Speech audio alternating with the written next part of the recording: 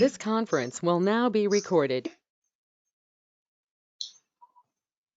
अद्य शुक्रवासरः अथवा भृगुवासरः भाद्रपद कृष्ण दशमी दिनांक 1 सितंबर 1 अक्टोबर 2021 रसरत्न समुच्चय ताम्र शंखं चक्रं जलकां तततं चारुदोर्भिश्चतुर्भिः सूक्ष्मस्वच्छातिहृद्यां शुकपरिविलसन् मौलिमं भोजनेत्रम् कालाम्भोजोज्ज्वलाङ्गं कटितटविलसच्चारुपीताम्बराढ्यं वन्दे धन्वन्तरिं निखिलगदवनप्रौढदावानिलीनं प्रौढदावानिलीनं ब्रह्मणो हि समारम्भाम् आत्रेयाद्येषु पूजिताम् अस्मदाचार्यपर्यन्तां वन्दे गुरुपरम्पराम् आयुर्वेदरतं वन्दे माधवाख्यं महागुरुम्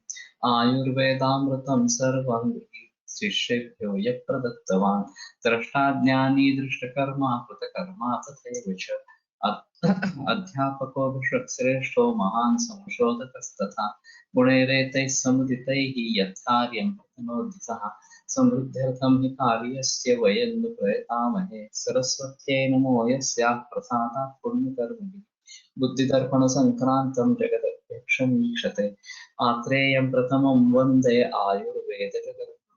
आयुर्वेदामृतं सर्वं सुरेश्वरात् अग्निवेशादिकेभ्यो यत् प्रयच्छति सत्तमः प्रथमं तन्त्रकर्तारम् अग्निवेशं नमाम्यहम्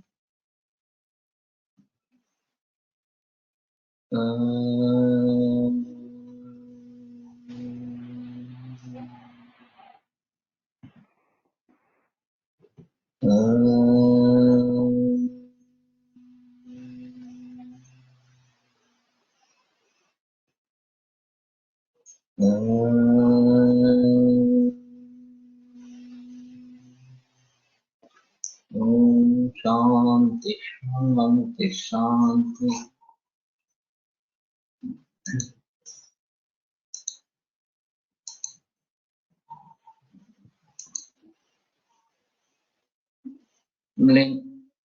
लिच्छं नैपालकं चेति तयोर्नैपालम् उत्तमम् नैपालात् अन्यखन्युत्थं स्वे म्लेच्छमित्यभिधीयते। तो खनी में जो निर्माण होता है वो म्लेच्छ इस प्रकार का कहते हैं और नैपाल के दूसरा ताम्र है वो उत्तम है। सितकृष्णारुणच्छायम् अतिवामि कठोरकम् क्षालितं च पुनः कृष्णम् एतं म्लेच्छकताम्रकम्। तो सित कृष्ण अरुण छाय इस प्रकार का अति वमन करने वाला कठोर का और क्षालन करने के बाद पुनः कृष्ण तनु होने वाला ये तनु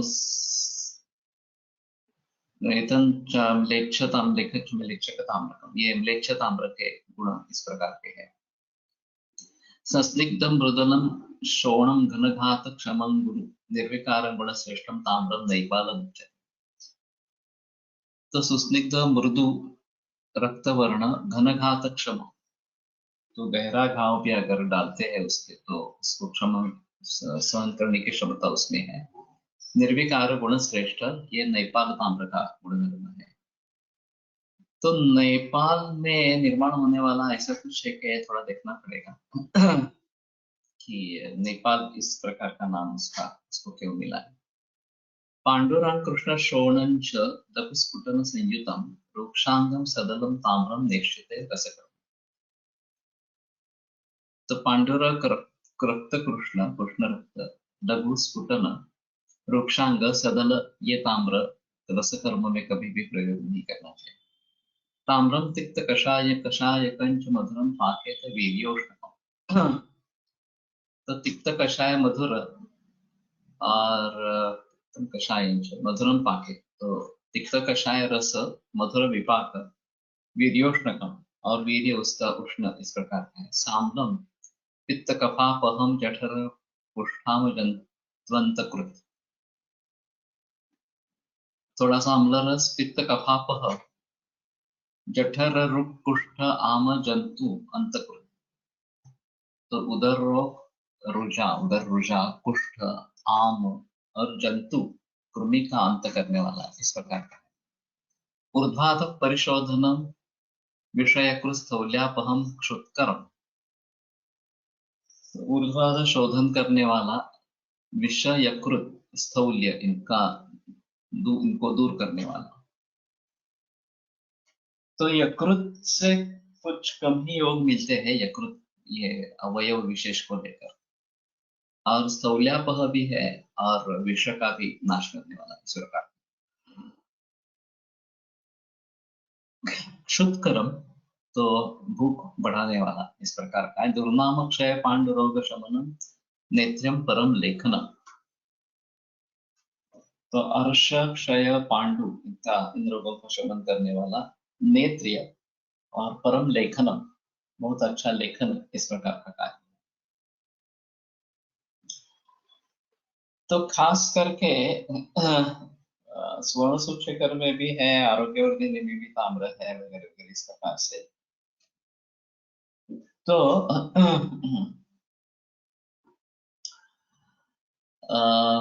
ताम्र के बारे में काफी प्रचलन है। एक पुणे यूनिवर्सिटी में रिसर्च हुआ था, स्टैंडर्डाइजेशन ऑफ ताम्र भस्म और लोह भस्म इस प्रकार का। और उपाध्याय करके थे, वो रिसर्च कर रहे थे और उन्होंने अंततः निष्कर्ष निकाला कि स्टैंडर्डाइजेशन पॉसिबल नहीं है इस प्रकार से। और उनका कहना था कि मारण या शोधन की भी काफी विधियां हैं, शोधन की भी काफी मारण की भी काफी विधियां हैं, और उसका उद्दिष्ट अलग अलग इस प्रकार का है। तो किस दृष्टि से हम आगे औषध बनाना चाहते हैं उसके आधार पर शोधन किस प्रकार का करना है, मारण किस प्रकार का करना है, यही निश्चित होता है। तो इसमें ये स्टैंडर्डाइजेशन नहीं हो सकता। उन्होंने उस समय में जिन वैद्यों से बात करने की कोशिश की, वो सब इस प्रकार का मत रखते थे कि भस्म इज ऑक्साइड।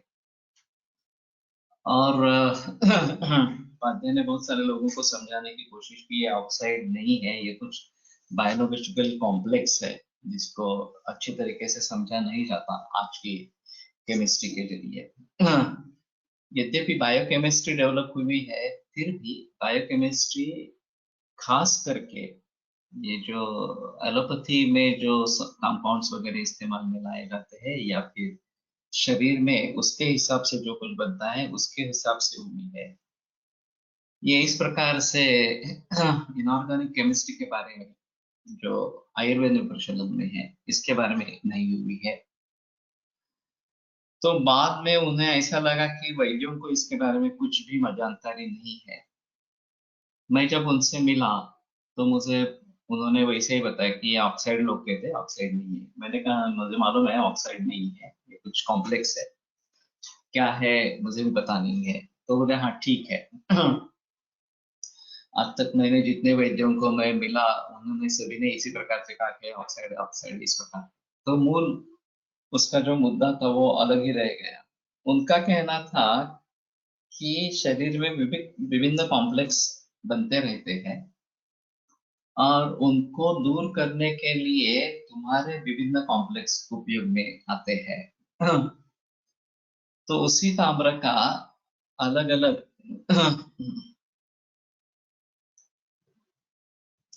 तरीके से इस्तेमाल होता है। चंद्रकला में भी ताम्र है, वहां पित्त शमन की एक्शन है। आरोग्यवर्धिनी में भी ताम्र है, स्वर्ण सूक्ष्मकर में भी ताम्र है। तो इन सभी के उपयोग अलग अलग इस प्रकार से रहेंगे और इसलिए ये देखना जरूरी है कि हमारा पर्पस क्या है, उद्दिष्ट क्या है, ग्रंथों में दिया है क्या, किस तरह के शोधन या किस तरह के मारण से बना द्रव्य स्पेसिफिक व्याधि पर यूज करें।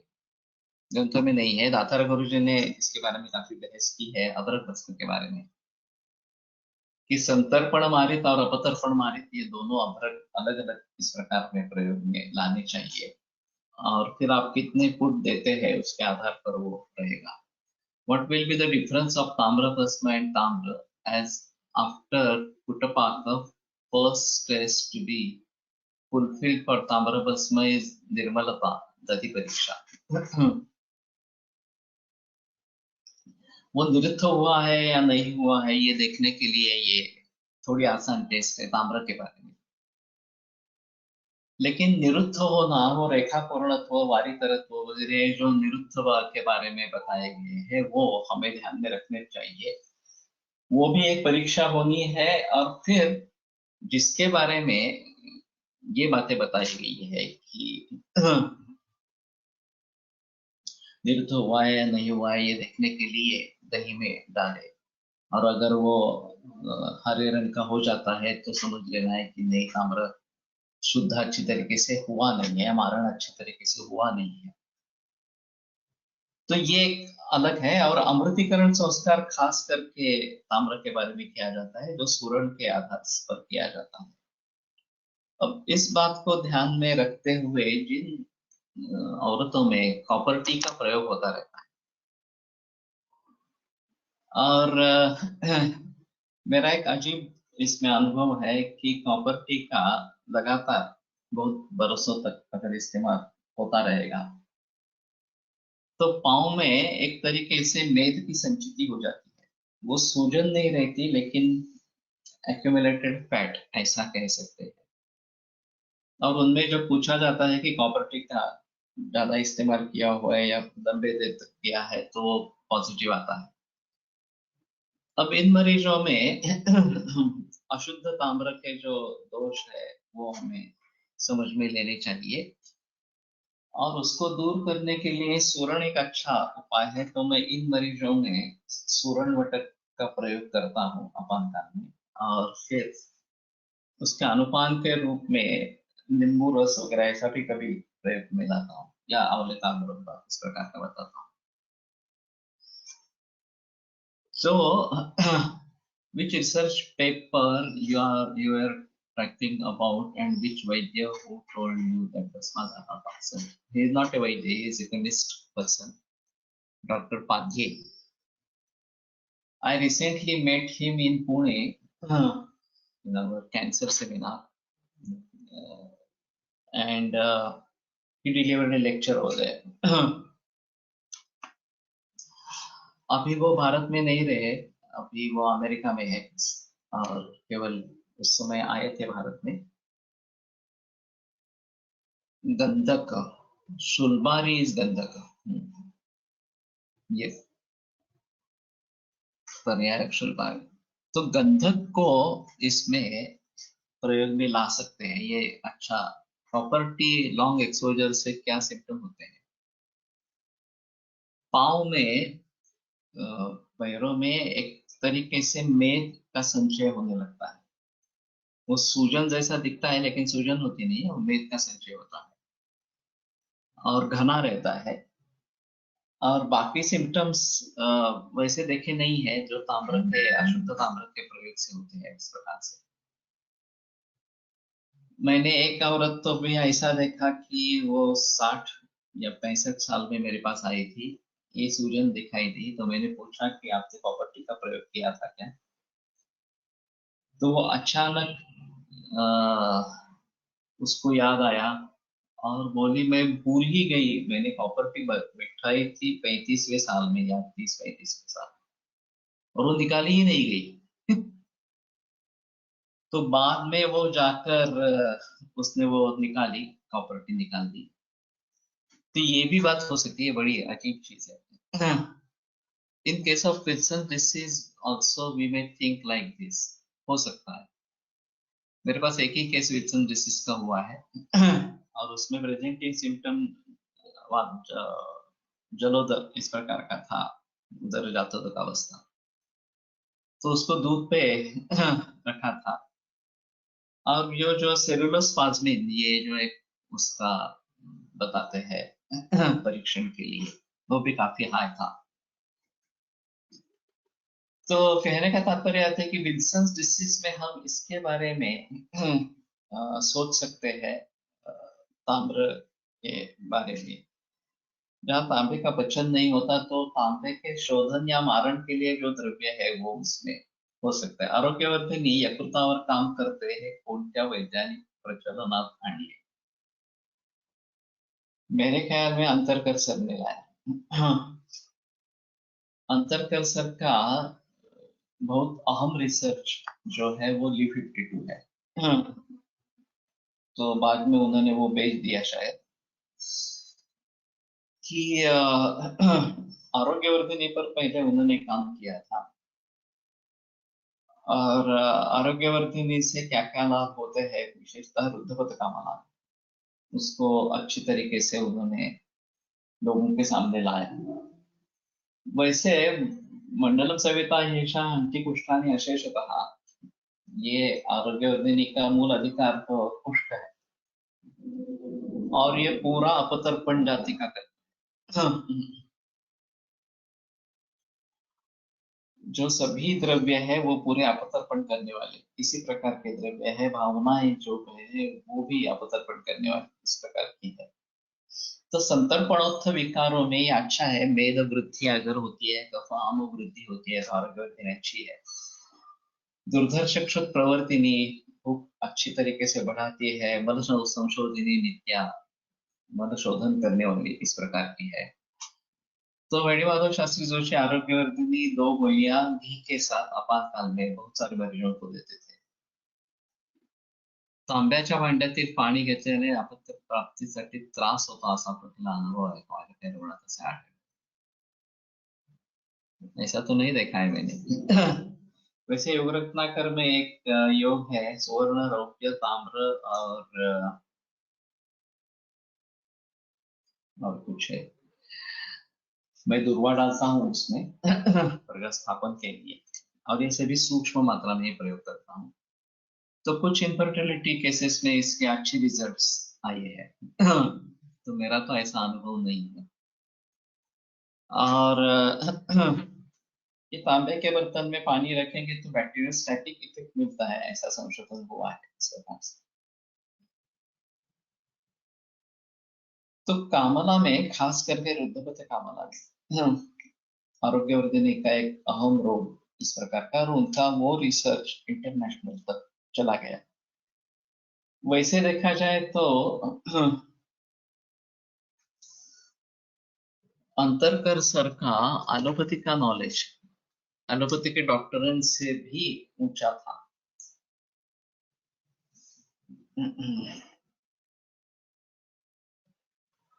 लोहा Antarkar sir from Mumbai, yes, is no more now. Podar में उन्होंने काम किया. उनकी खुद की आयुर्वेदिक प्रैक्टिस थी, कंसल्टिंग प्रैक्टिस. और मैं प्रवाल पंचामृत वगैरह के बारे में भी उन्होंने पहले काम किया था. गूगल के ऊपर काम किया था. उनका कहना था कि गूगल का जो 1 तोला 12 ग्राम ये डोज है वो देना चाहिए, तभी अच्छे रिजल्ट मिलते हैं और कुछ भी दुष्परिणाम नहीं होते हैं, ऐसा उनका कहना. और दातार गुरुजी पाव गुंजा इतनी ही गूगल की मात्रा देते हैं, परत दिखा दिया गोक्षरती गूगल की, और उससे भी रिजल्ट पाते हैं. तो ये बड़ा अजीब चक्कर है. तो ये अच्छे थे अंतरकर, और खास करके रिसर्च दृष्टि से अच्छे थे. लेकिन वो प्रैक्टिस तो उन्होंने आयुर्वेदिक की, लेकिन विचार श्रृंखला ज्यादा मॉडर्न की इस प्रकार की थी. लेकिन जो काम किया है वो इंटरनेशनल स्टैंडर्ड्स के हिसाब से किया है, ये इसमें कोई संदेह इस प्रकार का नहीं है. तो एक अच्छा उदाहरण है. Ashok Vaidya sir from Mumbai had talk about a lot about him. Ashok Vaidya उनके साथ काम करते थे. Can you please repeat the Google point of अंतरकर्षण? 12 ग्राम पर डे इतना डोज देना है, ऐसा उनका कहना था. का जो ग्रंथोक्त मात्रा है 1 तोला, और उसको देने से संधिवात वगैरह इसमें या अनुवात में बहुत अच्छे रिजल्ट्स आते हैं, ऐसा उनका कहना था, और कोई दुष्परिणाम नहीं होते हैं, ऐसा उनका अनुभव था। तो कहने का तात्पर्य अर्थ ये है कि आरोग्यवर्धिनी जैसे द्रव्य में ये अवरोध दूर करके इसमें वृद्धपत कामला में ये बहुत अच्छा काम करता है, इसमें कोई संदेह नहीं है। अब अवरोधात्मक संतृप्ति दिखती है और उसके पीछे कैंसर होता है, ये काफी मरीजों में पाएगा, आइदर HCC हेपेटोसेलुलर कार्सिनोमा या फिर दूसरा किसी कार्सिनोमा और लिवर में मेटास्टेसिस, कोलन कैंसर वगैरह है, गॉल ब्लैडर कैंसर है, तो उसमें लिवर में मेटास्टेसिस हो जाता है, और उसके जरिए भी वृद्धपत कामला जैसे लक्षण दिखते हैं।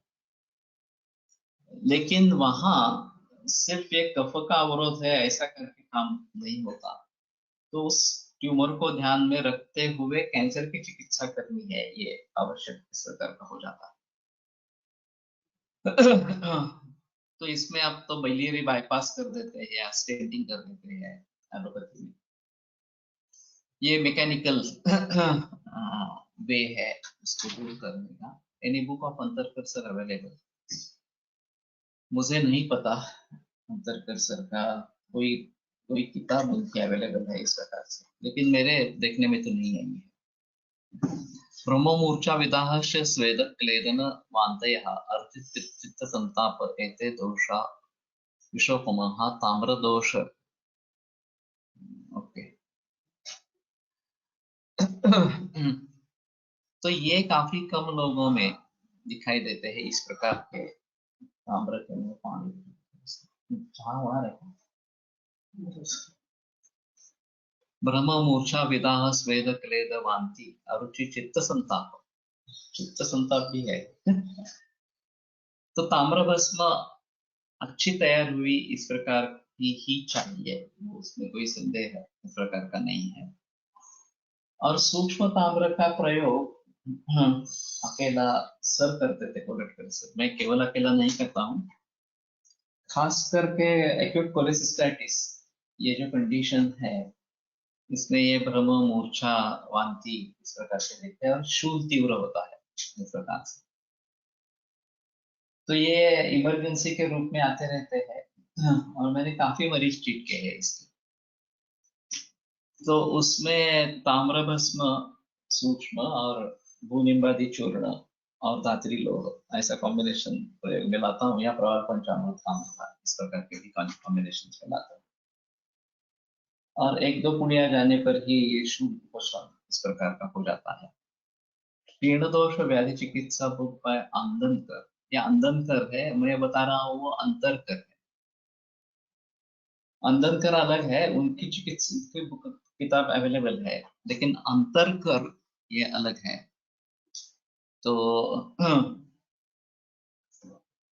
ये दोनों अलग अलग है, वो भी नहीं रहे। लेकिन अंतरकर के बारे में मेरे उनके रिसर्च पेपर्स बहुत होंगे, उसमें संदेह नहीं है, इंटरनेशनली पब्लिश्ड होंगे, बट किताब उनकी कुछ है ऐसा मुझे तो नहीं लगता है। अंतरकर की, अंदनकर की है किताब, और वो अलग रूप से पढ़नी चाहिए, ऐसा थोड़ा सा है।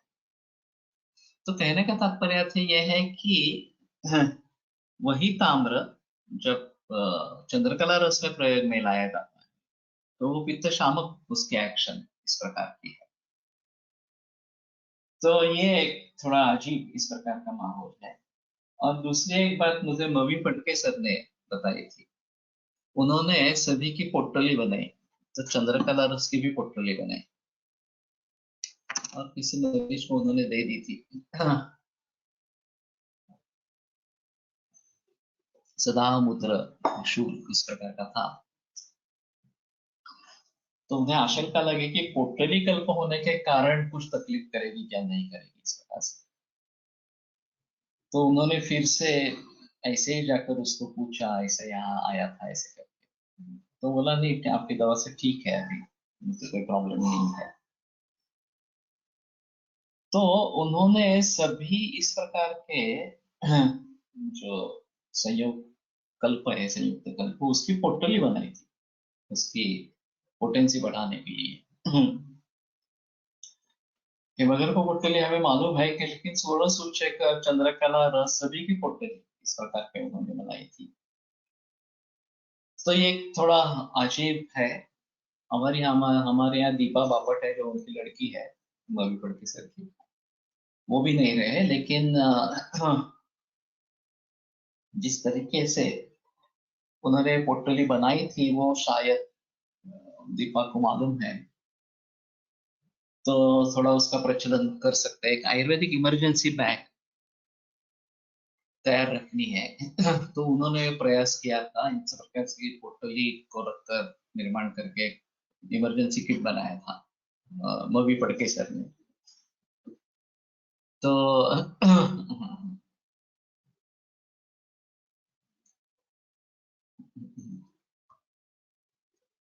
I have one book of Antarkar sir regarding some of his work. We'll share the pictures in group. Okay.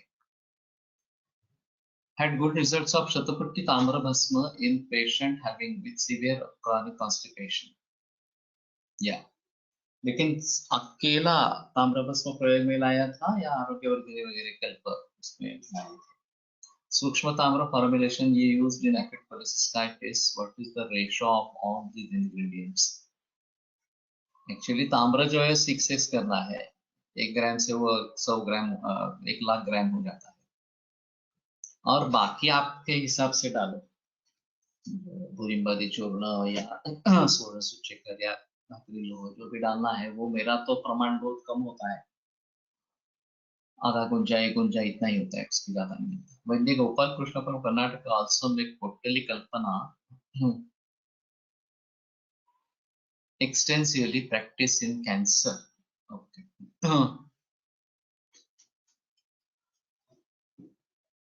तो ठीक है, इसके बारे में थोड़ा सोच सकते हैं, पोर्टली कल्पना कि वीर्य औषध का बढ़े इस प्रकार से, और फिर उसको 6x करें।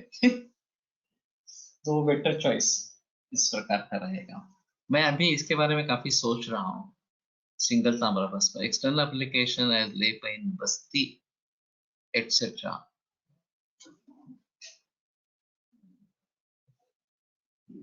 पोर्टली का ये भी थोड़ा अलग है। तो अगर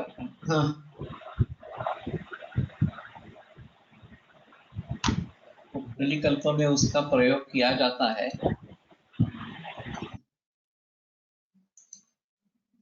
लेप के बारे में तो एक अलग रहेगा। Just 30 milligram dose. ओके।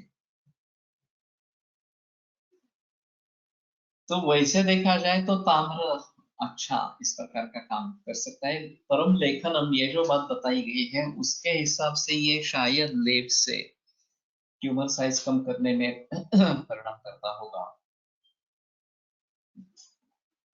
लेकिन धातुओं का रक्षण होकर सिर्फ दोष या ट्यूमर, इसके बारे में अगर हम काम कर सकते हैं तो ज्यादा अच्छा इस प्रकार का होगा। I had shown you a video application on stomach cancer through scopy. It bleeded and shrink. या ये तो और ही अलग तरीका है कि एंडोस्कोपी में वहां पे ताम्र लगाना या ताम्र पोटली इस प्रकार के जो है वो कैंसर में सीधा लगाना, ये तो बहुत ही अलग तरीके का प्रयोग है। और शायद इसके बारे में हम थोड़ा सोच सकेंगे। तो थोड़ा इंटीग्रेशन है, मॉडर्न टेक्नोलॉजी का प्रयोग है, एनेस्थीसिया देना है, गैस्ट्रोएंटेरोलॉजिस्ट हमारे परिचय का होना चाहिए, वो तैयार होना चाहिए इसके लिए। तो फिर ये बात हो सकती है। अभी एक बड़ी समस्या है कि एडवांस स्टेज ऑफ कैंसर है, ट्यूमर बहुत ही बड़ा है, केमोथेरेपी सब कर चुके हैं, कुछ भी करने लायक है नहीं। On breast cancer wounds also. तो ठीक है। Can you please also share brief intro of Naveen Bhatt sir, the one who is preparing and using portfolio of Chandrakala, Mavi, no, Mavi Phadke, not Bhatt. Naveen Bhatt ne, uh, who was preparing and using it. He is also no more now. Deepa Papat present hai kya? On breast cancer wounds also. Deepa पापट को शायद मालूम होगा क्योंकि उनकी लड़की है और हमारे ग्रुप में है, तो शायद प्रेजेंट नहीं है आज। तो ठीक है, वो अगर जानकारी उसके बारे में मिलती है तो ठीक है, नहीं तो अभी ये जो कर रहे हैं केरल में, उनसे भी अगर जानकारी मिलती है गोपाल कृष्ण के बारे में तो भी ठीक है। और एक बार उनको उनसे ये पोटली कल्प मिल जाए तो 6 करके तो हमारा या पूरी जिंदगी उसी पर चली जाएगी। सिर्फ ये लोकल एप्लीकेशन करना है, उसमें थोड़ा अलग तरीके से सोचना पड़ेगा, वो मूल रूप में हमें चाहिए। लेकिन साने से भी बात कर सकते हैं, विवेक साने से। वो ये वगैरह को पोटली तो बनाता है, तो इसकी भी पोटली बना सकेगा, मालूम नहीं, एक बार पूछ लेना चाहिए। तो ये लोकल एप्लीकेशन की बात और इंटरनल लोकल एप्लीकेशन, ये तो और भी अजीब चीज है। एंडोस्कोपी करके इसोफेगस में या स्टमक में इस प्रकार से कर सकते हैं, और कोलोनोस्कोपी करके कोलन्स में इस प्रकार से कर सकते हैं, रेक्टल कैंसर में कर सकते हैं। तो ये थोड़ा अहम मुद्दा इस प्रकार का रहेगा, और नहीं तो वहां पे हम हार जाते हैं, कुछ नहीं कर पाते हैं, एलोपैथी में कुछ होता नहीं है और फिर मिजरेबल डेथ होती है। तो इसके जरिए अगर ये ठीक होने लगता है तो अच्छा इस प्रकार का रहेगा। दूसरा, इसी तरीके से एक क्षार लगाने के बारे में भी सोच सकते हैं, तो ये अगर अलग चीज है तो ये तो ग्रंथों का इस प्रकार का रहा। It is ultimately using principle of destruction of cell, वो तो सही है, लेकिन ऐसा है ना कि इस अवस्था में कुछ भी नहीं होता है, पेशेंट मौत की घाटी उतर जाता है और मिजरेबल डेथ होती है। तो अगर उसको भी हम टाल सकेंगे या कुछ हद तक उसको ठीक कर सकेंगे तो भी ठीक है। I think the one way we are talking about is Goti Krishnan sir from Bellary, who is using such Basma and totally local during endoscopic and Basti Chikitsa. Is one of the lecture you can find on YouTube given during August on Nanak Parampara lecture in 2019.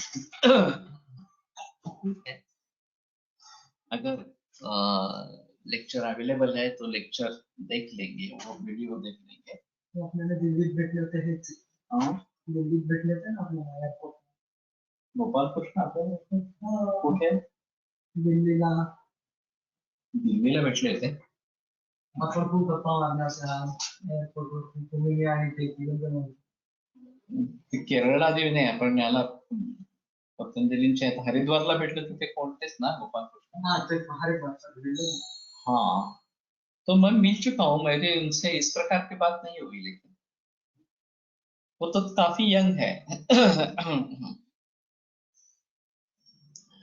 लेकिन इसमें ऐसा है, cancer के बारे में holistic approach हमें तो छोड़ना ही नहीं है, और परहेज के बारे में भी सोचना ही है, नहीं तो ये आधी अधूरा चिकित्सा हो जाए।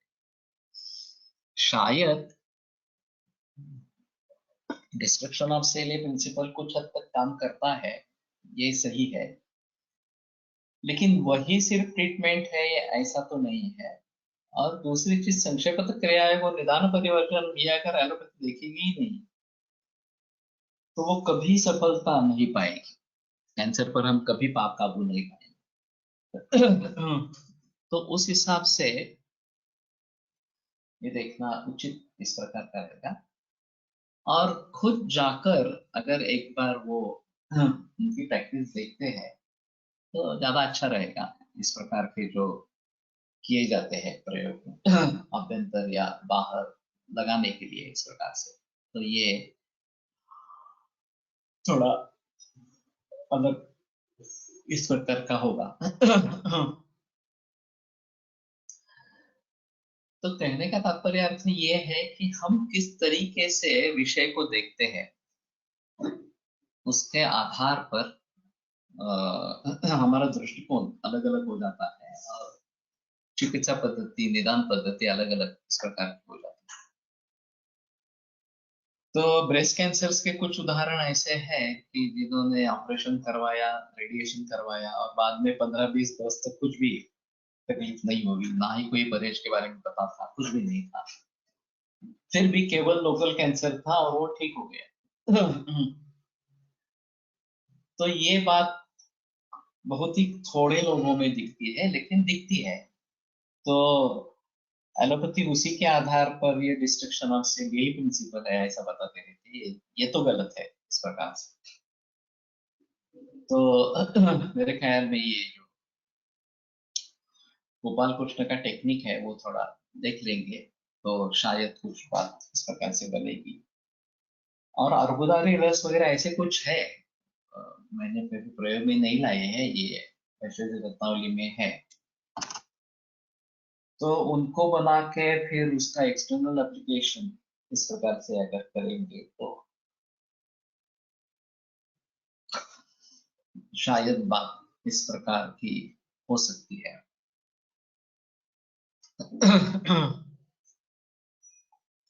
विषय यकृत स्थौल्यापहं शुद्धकरम, यकृत विकारों में इसका विशेष फायदा इस प्रकार का है।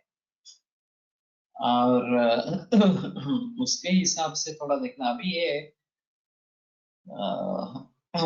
लिवर फेलियर, हिपेटिक फेलियर, ये काफी मरीज आ रहे हैं और एलोपैथी में तो बता दें लिवर ट्रांसप्लांट ही ऑप्शन है, बाकी कुछ नहीं है। लिवर सिरोसिस के आगे हिपेटिक फेलियर इस प्रकार की बात होती रहती है और ये तो सबसे बड़ी मूर्खता इस प्रकार की है कि इसको ऑपरेशन ही इलाज है, दूसरा कोई इलाज है ही नहीं इस प्रकार से। अब एक मेरे पास गाउचर सिंड्रोम के केसेस, स्प्लीनोमेगाली, यूज स्प्लीनोमेगाली है, छोटी लड़की है। तो उन्होंने एलोपैथी में फिर से एक बार पूछा था, तो ये कोई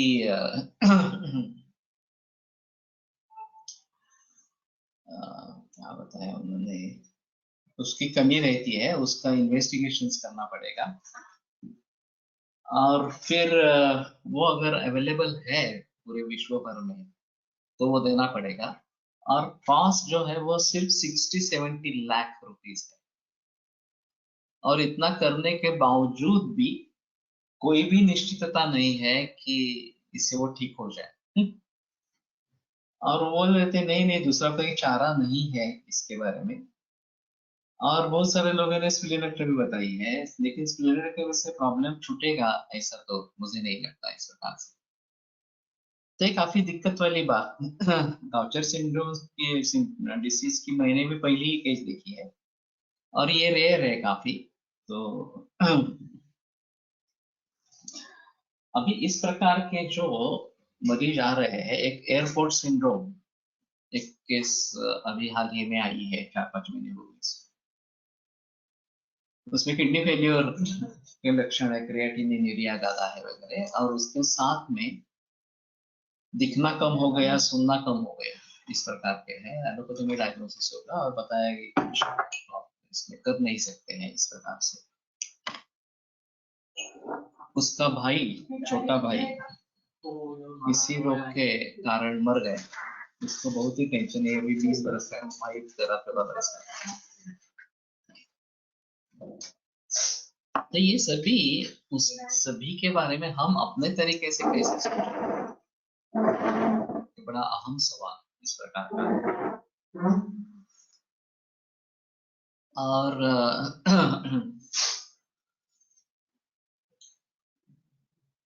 आयुर्वेद को भलीभांति ध्यान में रखते हुए, होलिस्टिक अप्रोच को ध्यान में रखते हुए, ये तो जेनेटिक डिसऑर्डर है उनके हिसाब में, तो जीन्स को ठीक कर सकते हैं नहीं कर सकते हैं ये एक अलग चीज है। अब एलोपैथी में तो जेनेटिक इंजीनियरिंग चल रहा है अभी, तो वो सभी के बारे में मैकेनिकली ही सोच रहे हैं, और जो उत्पन्न हुआ है उसको कैसे करेंगे इसके बारे में सोच रहे हैं। उत्पन्न न हो या मूल रूप से उसको कैसे, जो ये तो शरीर में ही उत्पन्न हुआ है, तो उसको ठीक करने का तरीका मूल तक पहुंचेंगे तो होगा। और ये हाइब्रिडाइजेशन, केमिकल पेस्टिसाइड्स, फर्टिलाइजर, इन सभी के जरिए ये होता होगा, ऐसा थोड़ा सा है। तो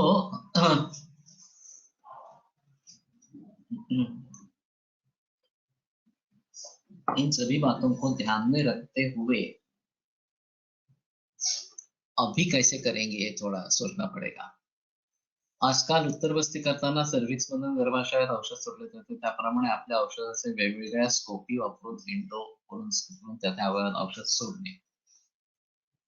लोकल ऍप्लिकेशन एंजिओग्राफी मध्ये कॉन्ट्रास्ट सीटी करताना सुद्धा लोकल औषध पोहोचवणे असा विचार होऊ शकतो मॉडर्न टेक्निकचा। ये अभी स्टेंट बनाते हैं, डालते हैं हृदय में, हृदय विकार में, उसमें भी औषध डालते हैं एलोपैथी वाले। अब ये आईयूडी इंट्रायूटेराइन डिवाइस, ये भी काफी प्रचलन में आ गए हैं, और हार्मोन रिलीज करने वाले इस प्रकार के डिवाइस अंदर रखने। तो मैकेनिकल फिक्सिंग ऑफ प्रॉब्लम के लिए ये बात हो सकती है, हमें उस बहकावे में आना है नहीं आना है अलग बात है, लेकिन सोच सकते हैं। लेकिन हमारा जो सर्वांगीण दृष्टिकोण है उसे तो हमें नहीं छोड़ना है। वो अगर छोड़ेंगे तो आयुर्वेद ही नहीं रहेगा, वो एलोपैथी हो जाएगी। सिर्फ दवाइयों का जो है प्रयोग वो आयुर्वेद का इस प्रकार का रहेगा। तो जिस तरीके से अभी ये एलोपैथी वाले कर रहे हैं, उसी मार्ग से जाकर हम भी कुछ कर पाएंगे, ऐसी स्थिति है। जहां एनेस्थीसिया देने का संबंध है, वहां हमें एलोपैथी से सहारा लेना पड़ेगा। बगैर एनेस्थीसिया जो भी प्रोसीजर्स हो सकती है, उसमें हम कुछ सोच सकते हैं इस प्रकार से। और शायद रेक्टल कैंसर में दवाइयां अंदर लगा सकेंगे, ऐसी कुछ पॉसिबिलिटी होगी, या बस्ती के द्वारा इस प्रकार का कर सकेंगे। Yes, sir. Indeed, very important point you shared. We don't have to leave the holistic approach in treating cancer. Recently, one patient, 67-year male, came from Mumbai who is post-operative 3 years back, prostate CA and PCT and metastasis to bones, and currently on oral care. The tea 200 gram in lunch tea yesterday. I asked to stop this first, and Nidan Baridan from last 1-2 years was not recommended by anyone but self-understanding. Once difficulty in urination and non-satisfactory emptying of bladder and groin pain. What should be our thought process? अभी मैंने विकारानुरूप cancer के बारे में कुछ बोला है, उसमें अनुभव ज्यादा शेयर किए हैं। ये एक अलग तरीका इस प्रकार का रहेगा कि जब हम विकारों की बात करते हैं, खास करके कैंसर जैसे विकारों की बात करते हैं, तो उसका आयुर्वेदीय निदान पंचक क्या है, ये एक अहम मुद्दा है। अगर मुझे कैंसर के बारे में एक नया रोग इस प्रकार से अगर लिखना है, तो निदान पंचक मुझे रखना पड़ेगा, और संप्राप्ति अच्छी तरीके से लिखनी पड़ेगी। फिर उसका क्लासिफिकेशन किस प्रकार से करेंगे। मॉडर्न में तो सेल टाइप के आधार पर क्लासिफिकेशन किया गया है, हमारे हिसाब में किस प्रकार का क्लासिफिकेशन होगा ये थोड़ा देखना पड़ेगा। दोष के आधार पर इस प्रकार का क्लासिफिकेशन जो बाकी रोगों में है वो देखना चाहिए, या फिर जैसे कुष्ठ में तीनों दोष होते ही है इस प्रकार से। उस प्रकार से तीनों दोष होते हैं मानकर वात प्रधान पित्त प्रधान इस प्रकार से कुछ सोचना है क्या, या दूष्य के आधार पर रक्त दूष्य है, अस्थिमज्जा दूष्य है, या मेद दूष्य है वगैरह वगैरह, इस प्रकार से कुछ सोचना पड़ेगा क्या। और फिर उसके आधार पर ट्रीटमेंट कैसी रहेगी, ये एक अलग मुद्दा इस प्रकार का है। और फिर ये जो लंग कैंसर, कोलन कैंसर और बहुत सारे ब्रेस्ट कैंसर, यूटेराइन कैंसर वगैरह वगैरह, इतने सारे कैंसर हैं, तो उसके कुछ विशेषता है क्या, ये भी एक बार देखना पड़ेगा। मैंने एक सोचा था और आगे नहीं हुआ उसका कुछ, ये त्रिविशिष्ट cancer, breast cancer, uterine cancer, ovarian cancer, cervix का कैंसर, इसके बारे में एक किताब लिखे। और मैं खुद और एलोपैथी के अंकुश सर्जन वो दोनों मिलकर लिखे। वो एलोपैथी का जो पार्ट है वो लिखे और आयुर्वेद का मैं लिखूं इस प्रकार से। लेकिन चिकित्सा के बारे में हमें आयुर्वेद की चिकित्सा भी देनी है इस प्रकार से, लेकिन वो भी काफी व्यस्त है और मैं भी व्यस्त हूँ, तो अभी ये नहीं हो रहा। मैंने सोच के तो रखा है करेंगे इस प्रकार से, लेकिन मालूम नहीं कब समय मिलेगा, फुर्सत मिलेगी और मैं करूँ इस प्रकार से। तो एक अहम मुद्दा रहेगा कि हमारा क्लासिफिकेशन कैंसर का किस प्रकार से होगा, और सिर्फ कैंसर का ही नहीं, बाकी इस प्रकार के जो भी ज्यादा प्रचलन में रोग है, किडनी फेलियर को ले लो, वो एलोपैथी के हिसाब में एक ही है, एक ही एंटिटी है, लेकिन हमारे हिसाब में काफी अलग अलग एंटिटीज इस प्रकार की है। ब्लड प्रेशर ले लो, ये काफी कॉमन है। ब्लड प्रेशर के बारे में ज्यादा बहस हुई नहीं है आयुर्वेद जगत में, और जहां तक मॉडर्न मेडिसिन से ब्लड प्रेशर काबू में रहता है तब तक कोई सोचता नहीं है। वो बेकाबू हो जाता है, फ्लक्चुएटिंग रहता है, तो ही उसके बारे में सोचना आरंभ करता है। तो फिर ये लाइफस्टाइल से जुड़ा इस प्रकार का है और व्याधि है, तो लाइफस्टाइल को भली भांति देखना, उसमें परिवर्तन लाना, स्ट्रेस फैक्टर जो है एक अहम मुद्दा है ब्लड प्रेशर में, उसको कैसे काबू में लाना वगैरह, ये सब बातें होती रहती है। तो अभी के हिसाब से जितने कॉमन में प्रचलन डिसीजेस है, बहुत सारे रोग हैं, जैसे ये कैंसर भी अभी कॉमन ही हो गया, ब्लड प्रेशर कॉमन है, किडनी फेलियर कॉमन है, डायबिटीज कॉमन है इस प्रकार से। और उनका डायबिटीज और हमारा प्रमेह ये अलग अलग हो सकते हैं। तो अभी मैं मानता हूं कि डायबिटीज यही निदान जो एलोपैथी के द्वारा किया गया है, हमारा वो प्रमेह है या नहीं है संदेह की बात सरकार की रहेगी। और उसको क्या करेंगे, क्योंकि वहां पे पूरा कॉन्सेंट्रेशन केवल ब्लड शुगर लेवल पे, occurrence of high sugar in blood is diabetes, इस प्रकार की एक बार आपने प्रतिज्ञा कर दी तो कोई संबंध ही नहीं है ना डायबिटीज के सिम्टम्स होने का, प्रमेह के सिम्टम्स होने का। अभी कोविड-19 के बारे में भी वही हुआ है कि वो वायरस पाया जाना स्वैब में, बस इतना ही काफी है। सिम्टम्स हो न हो उसको कोई लेना देना नहीं, उसको पॉजिटिव कोविड-19 पॉजिटिव करके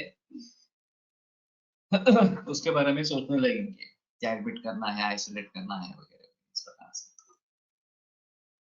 तो सिम्टम्स है या नहीं है इसके बारे में सोचना बहुत जरूरी है।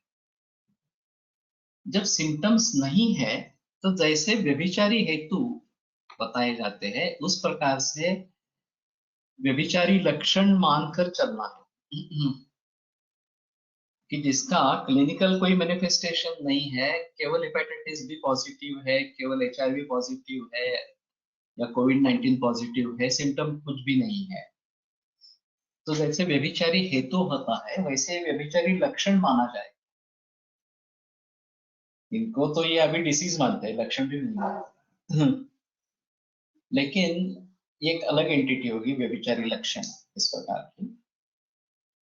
और फिर ये आगे जाकर तकलीफ कर सकता है, इसलिए उसको लेवल करना और उसके लिए ट्रीटमेंट देना जरूरी है, ऐसा ये मानते हैं। शुगर लेवल हाई है तो उसको डायबिटीज लेवल कर देना और फिर जो एंटी डायबिटिक ड्रग्स है शुगर कम करने वाली उनको देनी ही है, इस प्रकार का लोगों की सोच है। अगर वो नहीं देंगे तो हाइपरग्लाइसेमिया से होने वाले जो दुष्परिणाम है वो उस मरीज में होंगे। लेकिन दूसरी बात ऐसी है उसमें कि इससे डायबिटीज पे कंट्रोल आता है क्या? नहीं आता, केवल शुगर पर ही कंट्रोल आता है। और डायबिटीज के जो उपद्रव है, नेफ्रोपैथी, रेटिनोपैथी, ये तो होते ही रहते हैं। उनके लिए उनकी अलग सोच है कि उसको डायलिसिस करते रहे, लेजर ट्रीटमेंट करते रहे, बस उसको मैकेनिकली फिक्स करना है उस प्रॉब्लम को। तो ये भी तरीका नहीं है वास्तव में किसी रोग से इस प्रकार से मुकाबला करने का। तो मूल रूप में जाकर देखना इस प्रकार का पड़ेगा। और इस प्रकार से बहुत सारे रोग हैं जिसमें सिम्टम्स कुछ भी नहीं है, केवल इन्वेस्टिगेशंस में सब दिखाई देते हैं। तो इन्वेस्टिगेशन को लक्षण माने या नहीं माने, ये एक अहम मुद्दा है। तो अभी हम उससे बच नहीं सकेंगे, उसको लक्षण मानना चाहिए। इस मुद्दे पर मैं पहुंच गया हूं कि ये प्रत्यक्ष प्रमाण है, एक्सटेंडेड रूप है प्रत्यक्ष प्रमाण का, उसको टाल नहीं सकेंगे। तो जैसे व्यभिचारी हेतु है वैसे उसको व्यभिचारी लक्षण मान के अगर उसके साथ क्लिनिकल सिम्टम्स है तो हमारे दृष्टि से कौन सा रोग है वो देखें, इसमें अलग चीज रहेगी। लेकिन सिम्टम्स अगर नहीं है तो ये व्यभिचारी लक्षण के रूप में उसको माने और फिर उसको आयुर्वेद की दृष्टि से कैसे सोचना है ये देखिए इस प्रकार से। तो ये बात अगर होती है तो हम अभी की स्थिति में आयुर्वेद को कैसे आगे बढ़ाएंगे इसके बारे में सोच सकते हैं। और ये एक सभी वैद्य वर्गों के लिए आवश्यक इस प्रकार का होगा और जितना ही सिंप्लीफाइड होगा कि ये इस प्रकार के कारण है, ये उत्पन्न होते हैं, ये प्रकार है, इस प्रकार से चिकित्सा करेंगे। ये अगर इस प्रकार से हम बता सकेंगे तो आम वैद्य जो है वो प्रैक्टिस कर पाएंगे, नहीं तो उनके लिए प्रैक्टिस काफी मुश्किल इस प्रकार की होगी।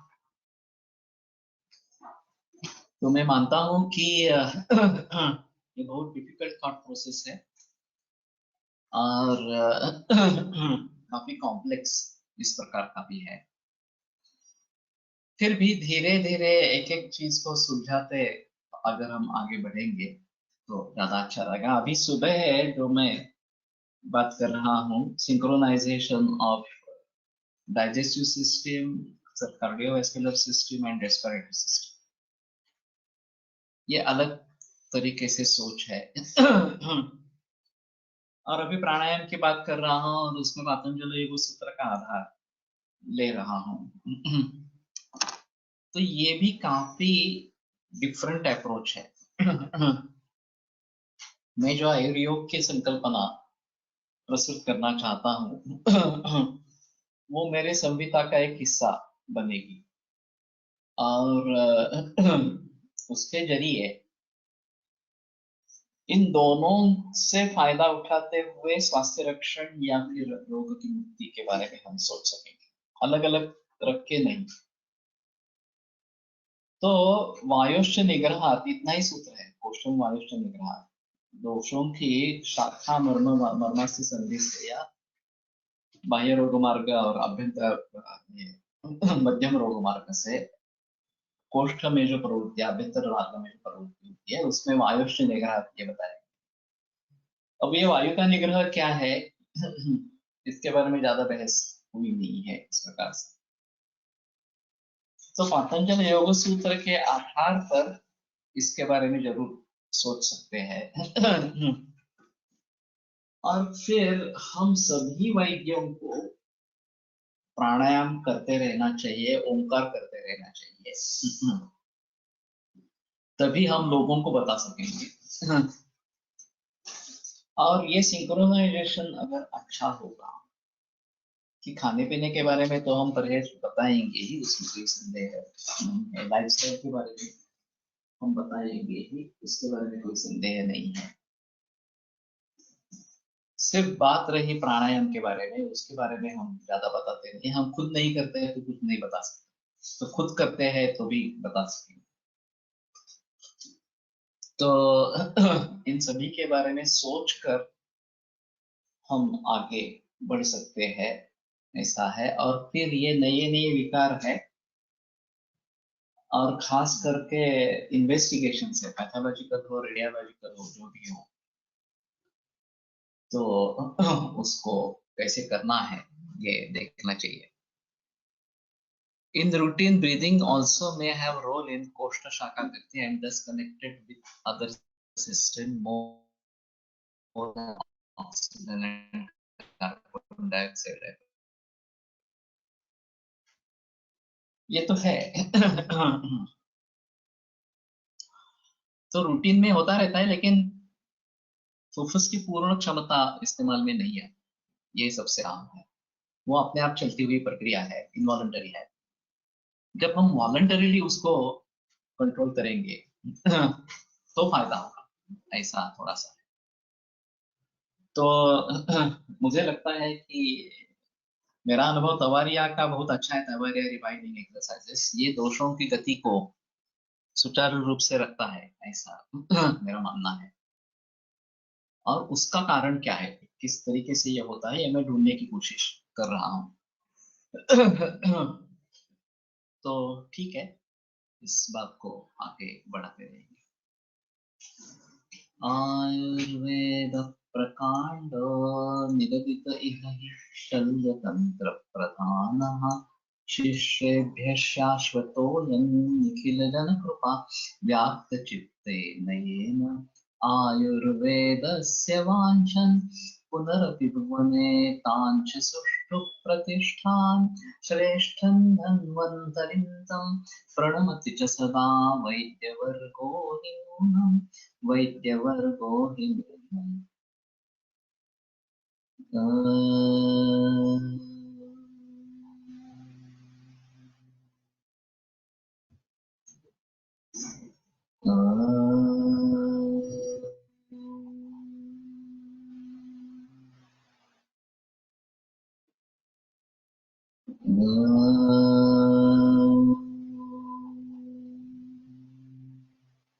ओम शांति शांति शांति।